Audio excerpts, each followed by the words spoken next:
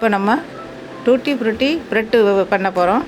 அது நல்ல சாஃப்டாகவும் இருக்கும், நல்ல மெதுவாகவும் இருக்கும். ரொம்ப ஈஸியாக உள்ளது தான், சீக்கிரம் செஞ்சிடலாம். இதை பாருங்கள் எப்படி இருக்குன்னு. 1 கப் மைதா, 1/2 கப் ஜீனி, 1/4 teaspoon baking soda, 1 teaspoon baking powder, எண்ணெய் 1/4 கப்பு பால், 1/2 cup tutti frutti, vanilla essence 1/4 spoon, 1/4 cup தயிர். இப்போ நம்ம 1 ஸ்பூன் மைதா எடுத்து அந்த பழத்தில் போட்டு நல்லா கிளறி வச்சுக்கிடணும். இல்லைனாக்கி அது அடியில் போய் தங்கிடும். பாத்திரம் எடுத்துருக்கோம், அதில் 1/4 கப்பு எண்ணெயை ஊற்றுறோம். எண்ணெயை ஊற்றிட்டு அதில் ஜீனியை போடுறோம். ஜீனியை போட்டுட்டு அதில் எசன்ஸ், அந்த எசன்ஸை ஊற்றுதான், வெண்ணிலா எசன்ஸ்.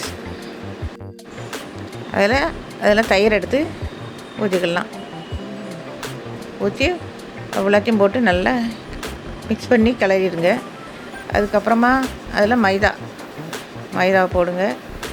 அதில் பேக்கிங் சோடா, பேக்கிங் பவுட்ரு ரெண்டையும் கொட்டி அது நல்லா கிளறிட்டு பால் கொஞ்சம் கொஞ்சமாக ஊற்றுங்க. ரொம்ப ஊற்றினா தண்ணியாக போயிடும்.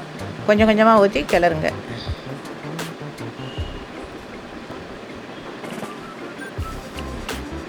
அதில் அந்த பழத்தை போடுங்க.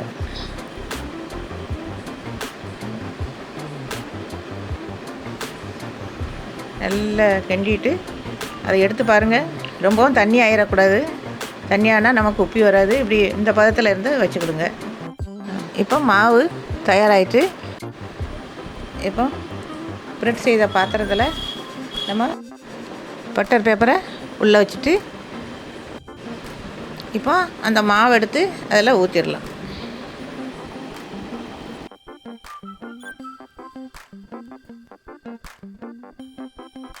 இப்போ அந்த பாத்திரத்தை 2 தடவை தட்டிக்கிடுங்க. குக்கரில் 1 கப் உப்பு போட்டு சூடு பண்ணி வச்சுருக்கேன். அதுக்கு மேலே இப்போ அந்த இதை பாத்திரத்தை தூக்கி வைக்க போகிறோம். வச்சு கேஸ்கட் போட்டு மூடி வச்சுருங்க. விசில் போடாண்டா. அடுப்பை சிம்மில் வச்சுக்கிடுங்க. குக்கரை 10 நிமிஷத்துக்கு முன்னாடியே சூடு பண்ணி வச்சுக்கிடணும். அடுப்பை சிம்லேயே வச்சுக்கிடுங்க.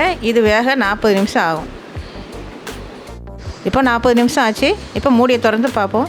நல்லா கேக் பொங்கி வந்திருக்கு. இப்போ நல்லா வெந்துட்டு, இப்போ ஒரு குச்சியை வச்சு குத்தி பார்த்தோம்னா அது ஒட்டாமல் வரும். அப்போ ரெடி ஆகிட்டுன்னு பார்த்துக்கலாம். இப்போ இது 1 மணி நேரம் ஆறுனதுக்கப்புறம் கத்தியை வச்சு ஓரங்களை இப்போ இதை கீறி விட்டுட்டு தட்டில் மாற்றிக்கிடலாம். இது நல்லா ஆறி இருக்கணும். ஆறுனதுக்கப்புறம் தான் அது ஒட்டாமல் வரும். இப்போ நம்ம அந்த பேப்பரை எடுத்துடலாம்.